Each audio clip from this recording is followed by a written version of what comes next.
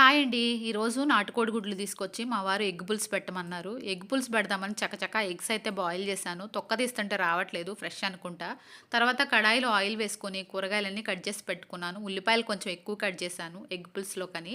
ఇంకా తర్వాతకి ఇవన్నీ కట్ చేసిన తర్వాత తాలింపు వేసిన తర్వాత అప్పుడు గుర్తొచ్చింది ఇంట్లో చింతపండు లేదని.